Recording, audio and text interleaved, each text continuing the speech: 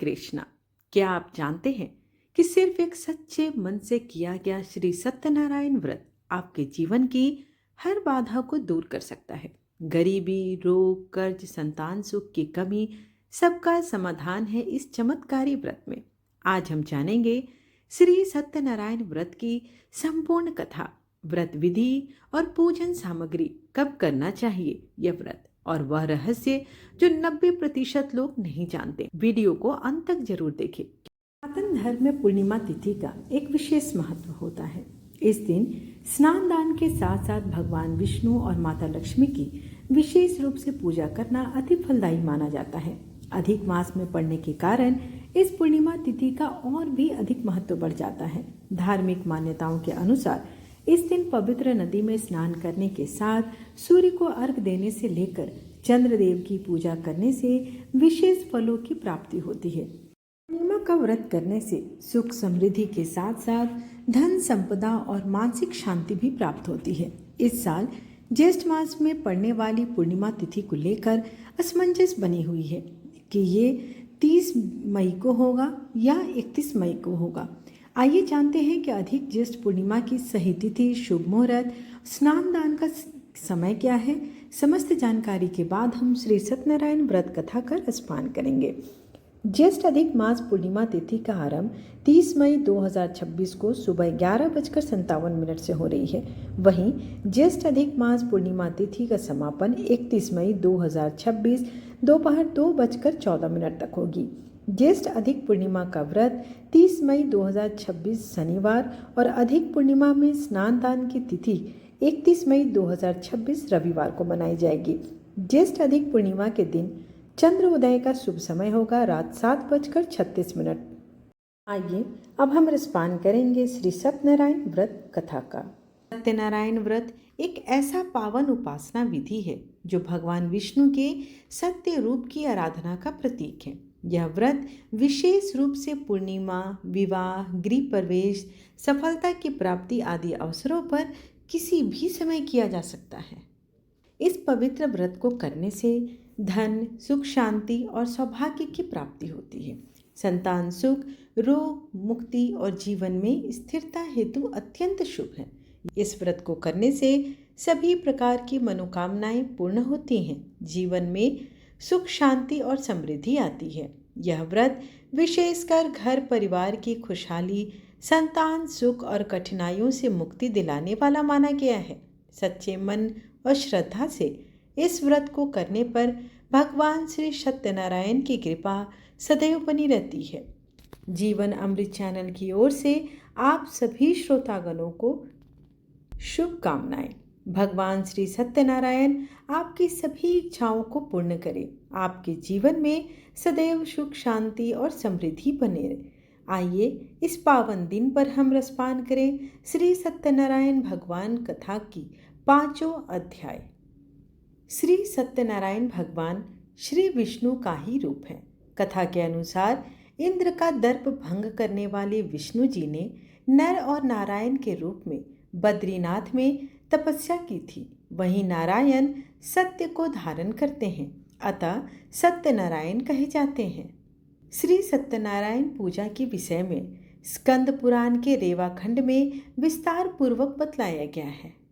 आप सभी से अनुरोध है कि कथा का श्रवण हमेशा संपूर्ण करें। किसी भी कथा को आधी अधूरी सुनने से दोष लगता है, तो आप इसका श्रवण संपूर्ण करें। और वीडियो पसंद आए तो वीडियो को लाइक, शेयर और सब्सक्राइब करना बिल्कुल ना भूलें। जय श्री सत्यनारायण भगवान की जय। कथा प्रारंभ कर रही हूँ। प्रथम अध्याय।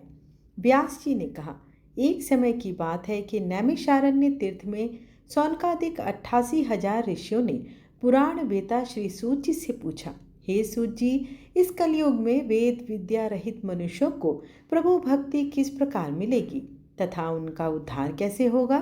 हे मुनिश्रेष्ठ, कोई ऐसा व्रत अथवा तप कहिए जिसके करने से थोड़े ही समय में पुण्य प्राप्त हो जाता है तथा मनोवांछित फल भी मिले।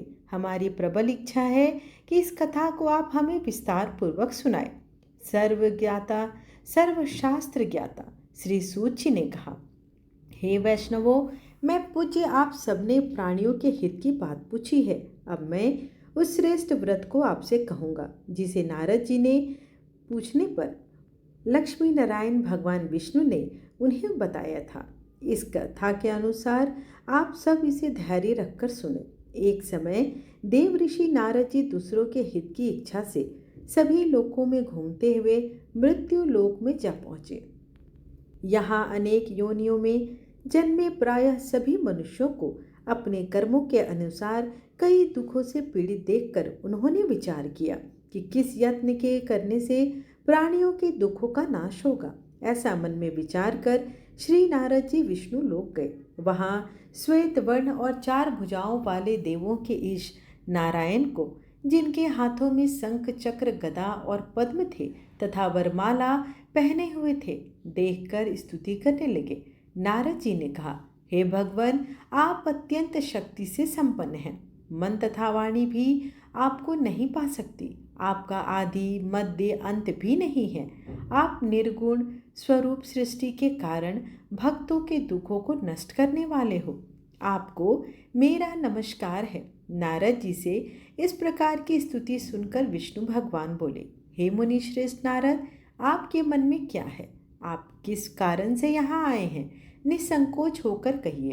तब नारद मुनि ने कहा, मृत्युलोक में सब मनुष्य जो अनेक योनियों में पैदा हुए हैं, अपने अपने कर्मों द्वारा अनेक प्रकार के दुखों को से पीड़ित होकर हे नाथ इधर उधर भटक रहे हैं। यदि आप मुझ पर दया रखते हैं तो बताइए, उन मनुष्यों के सब दुख थोड़े से ही प्रयत्न से कैसे दूर हो सकते हैं?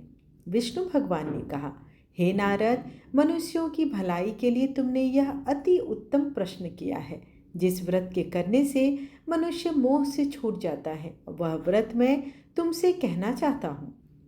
बहुत पुण्य देने वाला, स्वर्ग तथा मृत्यु दोनों में दुर्लभ एक उत्तम व्रत है, जो आज मैं प्रेम वश होकर तुमसे कहता हूँ।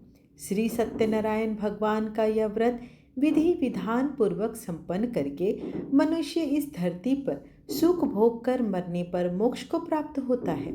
श्री विष्णु भगवान के यह वचन सुनकर नारद जी बोले, हे भगवान, उस व्रत का फल क्या है? उसका विधान क्या है?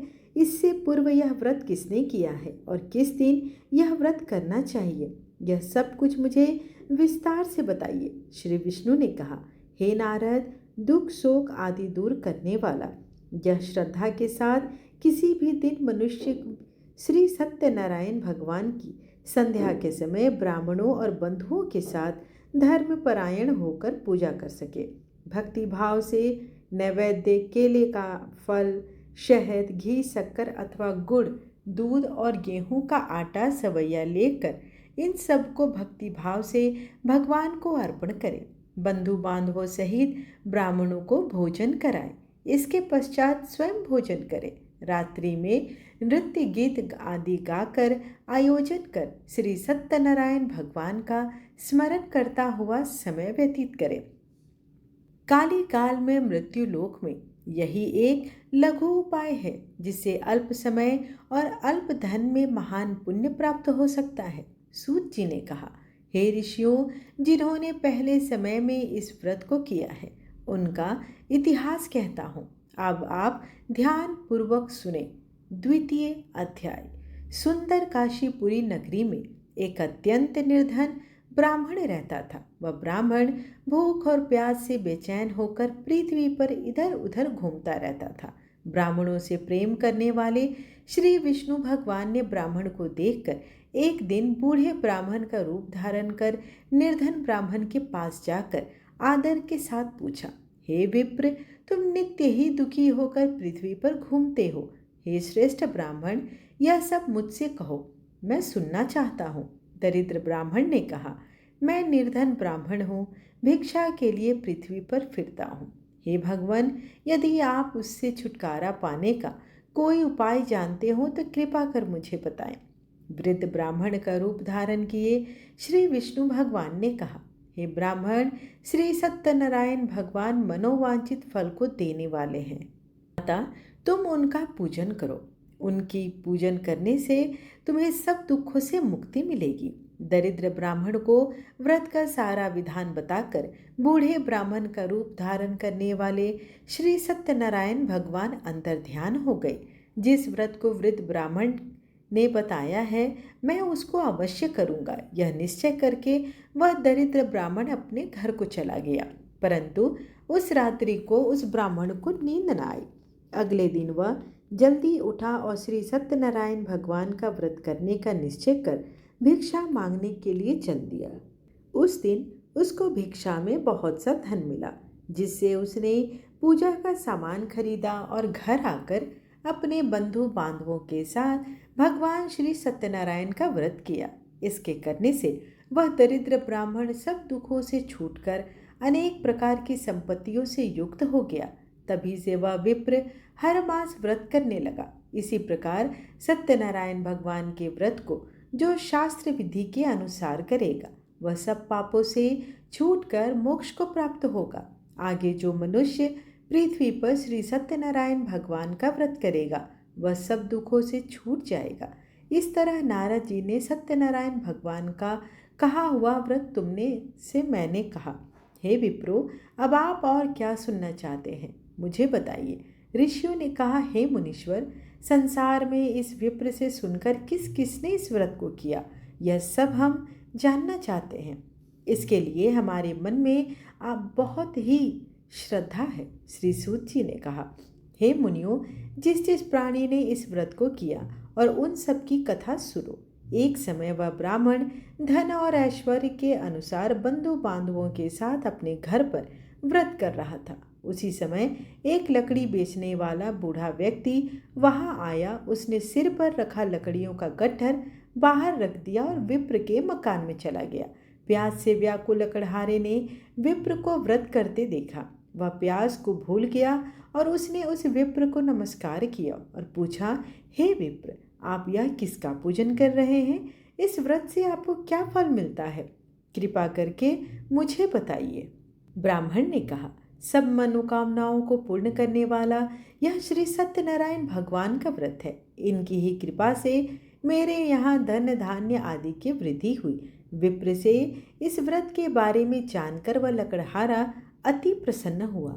भगवान का चरणामृत ले और भोजन करने के बाद वह अपने घर को चला गया। अगले दिन लकड़हारे ने अपने मन में संकल्प किया कि आज ग्राम में लकड़ी बेचने से जो धन मिलेगा, उसी से भगवान श्री सत्यनारायण का उत्तम व्रत करूंगा। मन में ऐसा विचार कर वह लकड़हारा लकड़ियों का गट्ठर अपने सिर पर रखकर जिस नगर में धनवान लोग रहते थे वहां गया। उस दिन उसे उन लकड़ियों के चौगुने दाम मिले। वह बूढ़ा लकड़हारा अति प्रसन्न होकर पके केले, शक्कर, शहद, घी, दूध, दही और गेहूं का चूर्ण लेकर श्री सत्यनारायण भगवान का व्रत की समस्त सामग्री लेकर अपने घर पहुंचा। फिर अपने बधू बांधवों को बुलाकर विधि विधान के साथ भगवान का पूजन और उत्तम व्रत को किया। उस व्रत के प्रभाव से वह बूढ़ा लकड़हारा धन, पुत्र आदि से युक्त हुआ और संसार के समस्त सुख भोग कर वैकुंठ को चला गया। तृतीय अध्याय। श्री सूत जी ने कहा, हे श्रेष्ठ मुनियों, अब एक और कथा कहता हूँ। पूर्व काल में उल्का मुख नामक एक बुद्धिमान राजा था। वह सत्यवक्ता और जितेंद्रिय था। प्रतिदिन देव स्थानों पर जाता तथा गरीबों को धन देकर उनके कष्ट दूर करता था। उसकी पत्नी सुंदर और सती साध्वी थी। भद्रशिला नदी के तट पर उन दोनों ने श्री सत्यनारायण भगवान का व्रत किया। उस समय वहां साधु नामक एक वैश्य आया। उसके पास व्यापार के लिए बहुत सा धन था।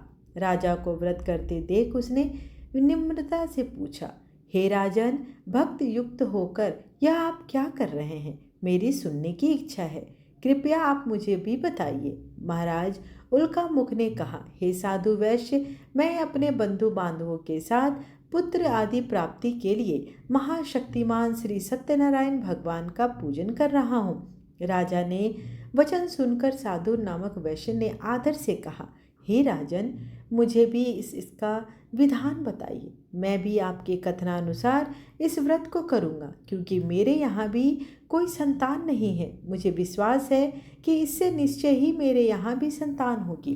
राजा ने सब विधान सुनकर व्यापार से निवृत्त हो वह वैश्य खुशी खुशी अपने घर आया। वैश्य ने अपनी पत्नी लीलावती से संतान देने वाले उस व्रत का समाचार सुनाया और उसने प्रण किया कि जब हमारे यहाँ संतान होगी तब मैं इस उत्तम व्रत को अवश्य करूँगा। एक दिन उसकी पत्नी लीलावती सांसारिक धर्म में प्रवृत्त होकर गर्भवती हो गई। 10वें महीने में उसने एक सुंदर कन्या को जन्म दिया। कन्या का नाम कलावती रखा गया।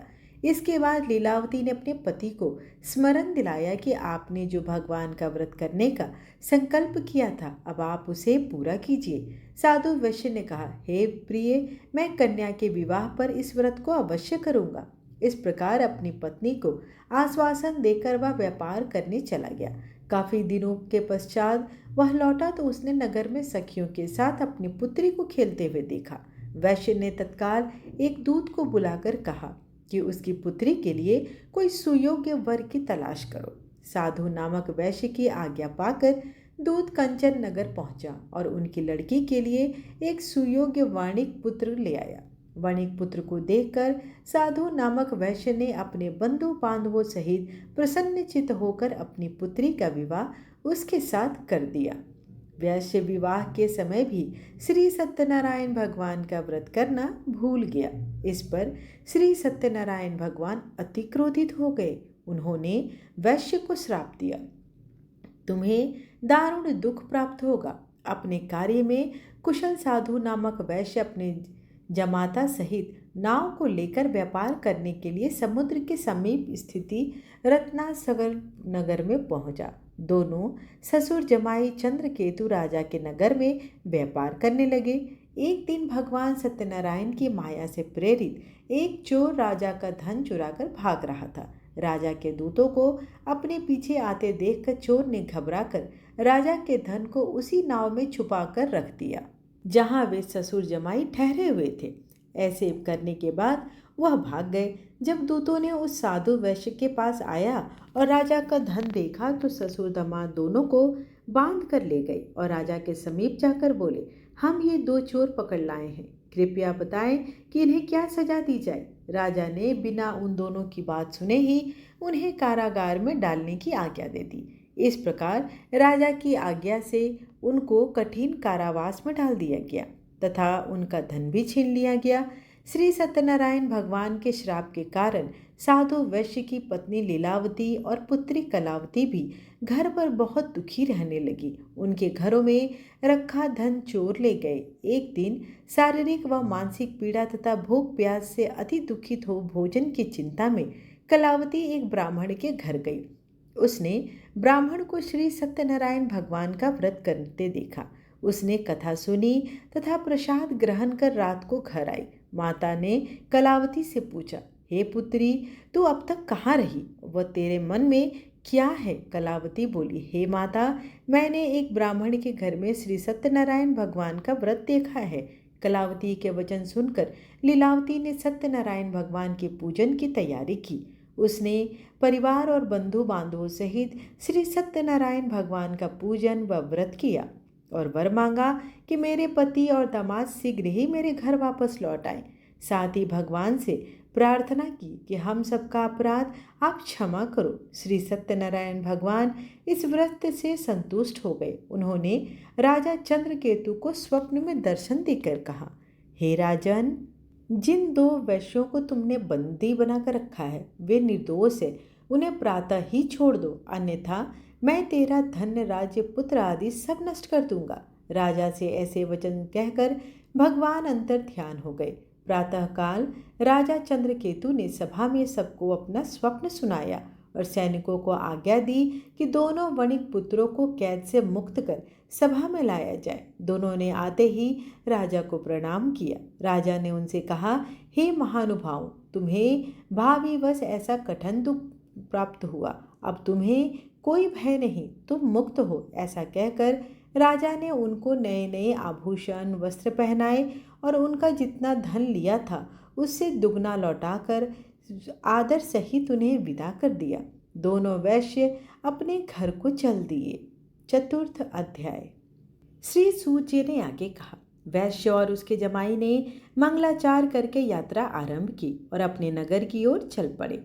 उनके थोड़ी दूर आगे बढ़ने पर दंडी वेशधारी श्री सत्यनारायण भगवान ने उससे पूछा, हे साधु, तेरी नाव में क्या है? अभिमानी वणिक हंसता हुआ बोला, हे दंडी, आप ऐसा क्यों पूछते हैं? क्या धन लेने की इच्छा है? मेरी नाव में तो बेल और पत्ते भरे हुए हैं। वैश्य का कठोर वचन सुनकर दंडी वेशधारी श्री सत्यनारायण भगवान ने कहा, तुम्हारा वचन सत्य हो। ऐसा कहकर वे वहां से कुछ दूर जाकर समुद्र के किनारे बैठ गए। दंडी महाराज के जाने के पश्चात वैश्य ने नित्य क्रिया से निवृत्त होने के बाद नाव को ऊंची उठी देखकर अचंभित हो गए और देखा तो पूरे नाव में बेल पत्ते आदि देखकर वह मूर्छित होकर जमीन पर गिर पड़ा। मूर्छा खुलने पर अत्यंत शोक प्रकट करने लगा। तब उसके जमाता ने कहा, आप व्यर्थ शोक क्यों कर रहे हैं? यह दंडी महाराज का श्राप है, अतः उनकी शरण में ही चलना चाहिए, तभी हमारी मनोकामनाएं पूर्ण होगी। जमाता के वचन सुनकर वह साधु नामक वैश्य दंडी महाराज के पास पहुंचा और भक्ति भाव से प्रणाम करके बोला, मैंने जो आपसे असत्य वचन कहे थे उसके लिए मुझे क्षमा करो। ऐसा कहकर वैश्य रोने लगा। तब दंडी भगवान बोले, हे वणिक पुत्र, मेरी आज्ञा से तुझे बार बार दुख प्राप्त हुआ है, तू मेरी पूजा से विमुख हुआ है। साधु नामक वैश्य ने कहा कि हे भगवान, आपकी माया से ब्रह्मा आदि देवता भी आपके रूप को नहीं जान पाते, तब मैं अज्ञानी भला कैसे आपको जान सकता हूँ? आप प्रसन्न हो जाइए, मैं अपनी सामर्थ्य के अनुसार आपकी पूजा करूँगा। मेरी रक्षा करो और पहले के समान मेरी नौका को धन से परिपूर्ण कर दो। उसके भक्ति युक्त वचन सुनकर श्री सत्यनारायण भगवान प्रसन्न हो गए और उसकी इच्छा अनुसार वर देकर अंतर ध्यान हो गए। तब ससुर और जगमाता दोनों ने नाव पर आकर देखा कि नाव धन से परिपूर्ण है। फिर वह भगवान श्री सत्यनारायण का पूजन कर जमाता सहित अपने नगर को चला गया। जब वह अपने नगर के निकट पहुंचा तब उसने एक दूत को अपने घर भेजा। दूत ने साधु नामक वैश्य के घर जाकर उसकी पत्नी को नमस्कार किया और कहा, आपके पति अपने दामाद सहित इस नगर के समीप आ गए हैं। लीलावती और उसकी कन्या कलावती उस समय भगवान का पूजन कर रही थी। दूत का वचन सुनकर साधु की पत्नी ने बड़े हर्ष के साथ सत्यदेव का पूजन पूर्ण किया और अपनी पुत्री से कहा, मैं अपने पति के दर्शन को जाती हूँ, तू कार्य पूर्ण कर शीघ्र आ जाना। परंतु कलावती पूजन एवं प्रसाद छोड़कर अपने पति के दर्शन को चली गई। प्रसाद की अवज्ञा के कारण सत्यदेव रुष्ट हो गए और फलस्वरूप उन्होंने उसके पति को नाव सहित पानी में डुबो दिया। कलावती अपने पति को ना देखकर रोती हुई जमीन पर गिर पड़ी। नौका को डूबा हुआ तथा कन्या को रोती हुई देख साधु नामक वैश्य दुखित हो बोला, हे प्रभु, मुझसे या मेरे परिवार से जो भी भूल हुई है उसे क्षमा करो। उसके दीन वचन सुनकर सत्यदेव भगवान प्रसन्न हो गई और आकाशवाणी हुई, हे वैश्य, तेरी कन्या मेरा प्रसाद छोड़कर आई है, इसलिए उसका पति अदृश्य हुआ है। यदि वह घर जाकर प्रसाद खाकर लौटे तो इसका पति अवश्य मिलेगा। आकाशवाणी सुनकर कलावती ने घर पहुंचकर प्रसाद खाया और फिर आकर अपने पति के दर्शन किए। तत्पश्चात साधु वैश्य ने वहीं बंधु बांधवों सहित सत्यदेव का विधिपूर्वक पूजन किया। वह इस लोक का सुख भोग कर अंत में स्वर्गलोक को गए। श्री सूत जी ने आगे कहते हैं, हे ऋषियों, मैं एक और भी कथा कहता हूँ, उसे भी सुनो। प्रजापालन में लीन तुंगध्वज नामक एक राजा था। उसने भगवान सत्यदेव का प्रसाद त्याग कर बहुत ही दुख पाया था। एक समय राजा वन में वन्य पशुओं को मारकर बड़ के वृक्ष में नीचे आया। वहां उसने कुछ ग्वालों को भक्ति भाव से बंधु बांधवों सहित श्री सत्यनारायण का पूजन करते देखा, परंतु राजा देखकर भी अभिमानवश ना तो वहां गया ना ही भगवान को नमस्कार किया। जब ग्वालों ने भगवान का प्रसाद उनके सामने रखा तो वह प्रसाद त्याग कर अपने घर को चले गए। नगर में पहुंचकर उसने देखा कि उसका सब कुछ नष्ट हो गया है। वह समझ गया कि यह सब भगवान सत्यदेव ने ही किया है। तब वह उसी स्थान पर वापस आया और ग्वालों के समीप गया और विधि पूर्वक पूजन कर और प्रसाद खाया तो सत्यनारायण भगवान की कृपा से सब कुछ पहले के जैसा हो गया और दीर्घकाल तक सुख भोग कर मरणोपरांत स्वर्ग लोक को चला गया। जो मनुष्य इस परम दुर्लभ व्रत को करेगा, श्री सत्यनारायण भगवान की कृपा से उसे धन धान्य की प्राप्ति होगी। निर्धन धनी और बंदी बंधन से मुक्त होकर निर्भय हो जाता है। संतानहीन को संतान प्राप्त होती है तथा सब मनोरथ पूर्ण होकर अंत में वह वैकुंठ धाम को जाता है। जिन्होंने पहले इस व्रत को किया, अब उनके दूसरे जन्म की कथा भी सुनिए। सतानंद नामक ब्राह्मण ने सुदामा के रूप में जन्म लेकर श्री कृष्ण की भक्ति कर मोक्ष प्राप्त किया। उल्कामुख नाम के महाराज राजा दशरथ बने और श्री रंगनाथ का पूजन कर वैकुंठ को प्राप्त हुए। साधु नाम के वैश्य ने धर्मात्मा और सत्य प्रतिज्ञा राजा मोर ध्वज बनकर अपने देह को और चीर कर वरदान किया। महाराज तुंगध्वज स्वयंभू मनु हुए। उन्होंने बहुत से लोगों को भगवान की भक्ति में लीन कर मोक्ष प्राप्त किया। लकड़हारा भील अगले जन्म में निषाद राज गुह नामक से प्रचलित हुआ, जो कि भगवान राम के चरणों की सेवा कर मोक्ष को प्राप्त किया। प्रेम से बोलिए श्री सत्यनारायण भगवान की जय। कथा यहीं पर समाप्त हुई। आइए श्री सत्यनारायण भगवान की आरती कर लेते हैं।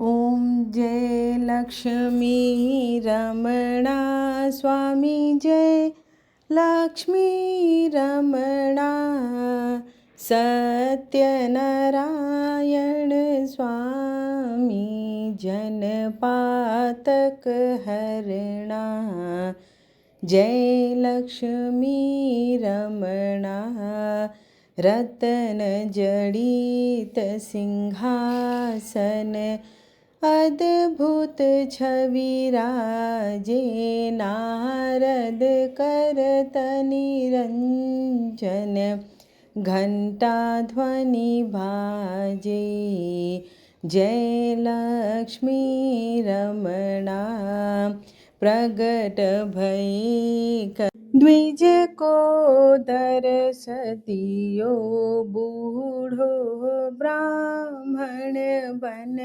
कर कंचन महल की ओर, जय लक्ष्मी रमणा दुर्बल भील करोल, जिन पर कृपा करी चंद्रचूड़ एक राजा, तिनकी विपत्ति हरी, जय लक्ष्मी रमणा वैश्य मनोरथ पायो, श्रद्धा तज दीन्हि सो फल भोग्यो प्रभु जी, फिर स्तुति कीन्हि, जय लक्ष्मी रमणा भाव भक्ति के कारण,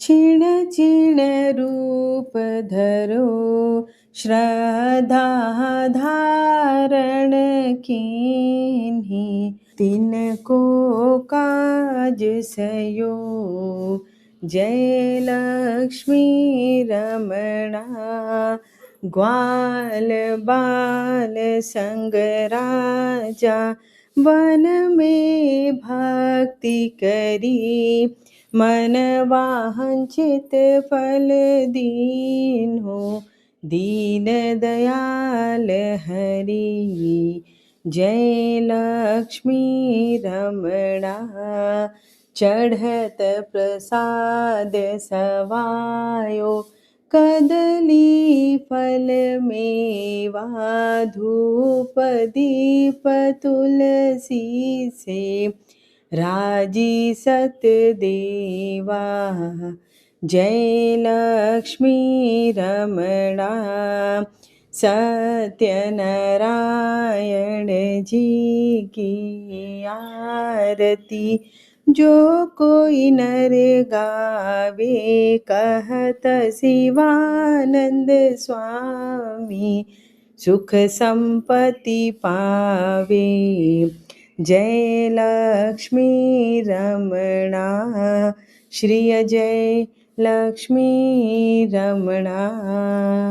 त्वमेव माता च पिता त्वमेव, त्वमेव बन्धु च सखा त्वमेव, त्वमेव वेद्या द्रविणं त्वमेव, त्वमेव सर्वं मम देव देव। आशा करती हूँ कि आपको आज की वीडियो पसंद आई हो। वीडियो पसंद आए, मेहनत पसंद आए तो आप वीडियो को लाइक अवश्य करें और चैनल को सब्सक्राइब अगर नहीं किया है तो उसे कर लें। धन्यवाद।